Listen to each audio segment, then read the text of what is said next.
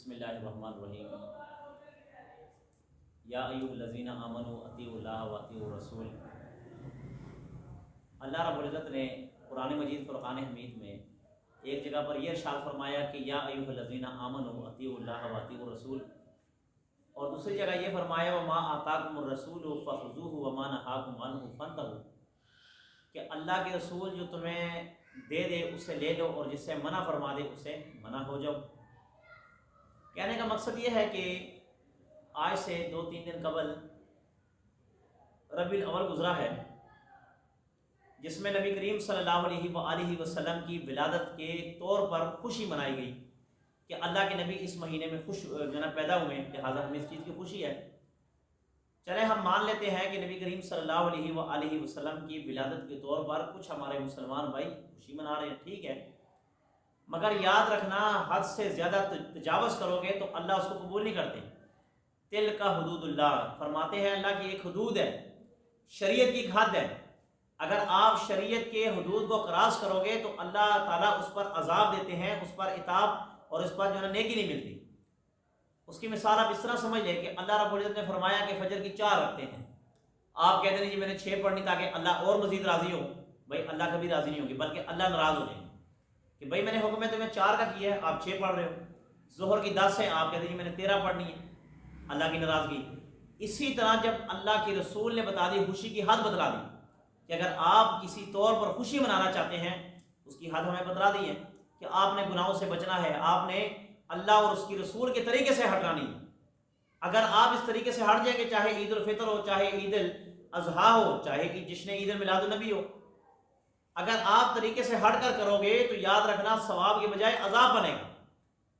کتنے بڑے وہ جاہل اور احمق اور بے وقوف ہے وہ کہ جو اپنے دین کو اپنے ہاتھوں سے بدنام کر رہے ہیں، اپنے دین کی بدنامی کا سبب یہ لوگ بن رہے ہیں۔ وہ کون لوگ ہیں کہ جنہوں نے عید میلاد النبی کے دن منا کر اور بڑے بڑے ڈیک لگائے ہوئے تھے کہ جس گانے کے بارے میں میرے نبی نے فرمایا تھا کہ گانا سننے والے کے کانوں میں سیسے ڈال دے جائے، سیسا، لڑکیوں کے دیکھنے والے، بدنظری کرنے والوں کی آنکھوں میں سلاخ ڈالے جائیں گے کہ جو لڑکیوں کو دیکھتے ہیں۔ اب کیا ہوا، اپنے ہاتھوں سے گانے لگائے ہوئے ہیں اور اپنے ہاتھوں سے لڑکیاں نچا رہے ہیں، اپنے ہاتھوں سے خسرے نچا رہے ہیں، اپنے ہاتھوں سے لڑکے اور لڑکیوں کا ملاپ کروا رہے ہیں۔ اب ملاپ کس طرح ہے؟ پاڑی لگی ہوئی ہے، گانے لگے ہوئے ہیں، ادھر سے لڑکے آ رہے ہیں، ادھر سے لڑکی آ رہے ہیں، لڑکا لڑکی کے اوپر، لڑکا لڑکی کے اوپر۔ یہ کون سا طریقہ ہے میرے نبی کا؟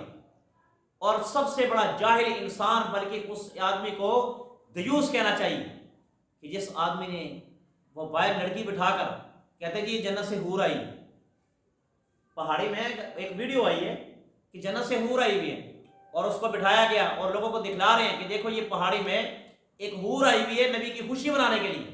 میں کہتا ہوں اس علاقے میں کوئی بھی عقل مند نہیں تھا کہ جو اس حور کا ہاتھ پکڑ لے اور کہتا کہ جی اگر یہ حور ہے تو جنت سے شہزادہ میں اس کو میں گھر لے کے چلتا ہوں۔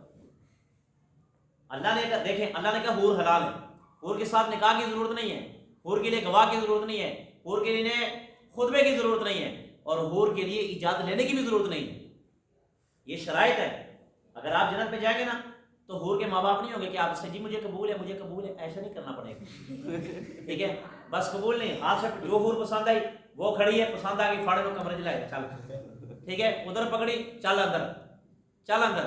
میں آپ کو یہ سیریس بات بتا رہا ہوں، جو حور آپ کو جس جگہ پسند آ گئی جنت میں حکم ہے آپ لے کے جا سکتے اس کو، ٹھیک ہے؟ اور خدا کے بندو جس علاقے میں یہ حور نکلی تو تم نے اس کو چھوڑا کیوں ہے؟ کیوں چھوڑا اس کو؟ بھائی حور کو بازو سے پکڑ دے، ٹھیک ہے، لے جاتے جیسے عائشہ اکرم کے ساتھ ہوا۔ آج میری مینار پاکستان میں جیسے عائشہ اکرم صاحبہ کے ساتھ ہوا، ٹھیک ہے نا، صاحبہ کہنا چاہیے نا تاکہ شام میں گستاخی نہ ہو جائے، ٹھیک ہے؟ بڑی ہمت ہے بھائی 1400-1500 آدمی، ٹھیک ہے، بڑی ہمت ہے بھائی، ہم تو اس کو صاحبہ کہیں گے۔ تو اگر یہ حور ہے، یہ بیچاری بیٹھی ہوئی تھی تمہارے انتظار میں تھی، حور کہہ رہی تھی کوئی شہزادہ نہیں ہے جو مرد نہیں ہے جو میرے قریب آ سکے، اور واقعی اس علاقے میں مرد ہی کوئی نہیں جو اس کے قریب جا سکے، کوئی جنت جانے ٹھیک والا ہے، نہیں تھا، کوئی جنت جانے والا، جنت کی حور پکڑ، اللہ نے نام دیے تھے، نام کسی نے نہیں لیا۔ بھائی جاہل ہیں یہ لوگ، احمق ہیں یہ لوگ، بے وقوف ہیں لوگ، اللہ کے نبی کی دوری پیدا کرنے والے یہ لوگ ہیں کہ لوگوں کے سامنے یہ دین بیان ہم کریں گے۔ اگر باہر سے کوئی انگریز مسلمان ہو جائے وہ کہیں گے جی آپ تو کہتے ہیں بدنظری حرام ہے، بدنظری حرام ہے، تو یہ کیا چیز ہے جو آپ نے سامنے بٹھائی ہوئی؟ اگر آپ اسے کہ جنت کی حور ہے، ٹھیک ہے، تو اگر وہ جنت کا شہزادہ بن جائے پھر بات آ رہی ہے نا. یقین مانیں یہ کام بالکل بھی طریقے سے ہٹ کر ہیں، اللہ کے نبی صلی اللہ علیہ وسلم کے طریقے سے ہٹ کر ہیں. لہٰذا اللہ تعالیٰ سے دعا ہے کہ اللہ تعالیٰ ہمیں جاہلانہ رسم سے بچائے اور ان طریقے سے بچنے کی توفیق عطا فرمائے.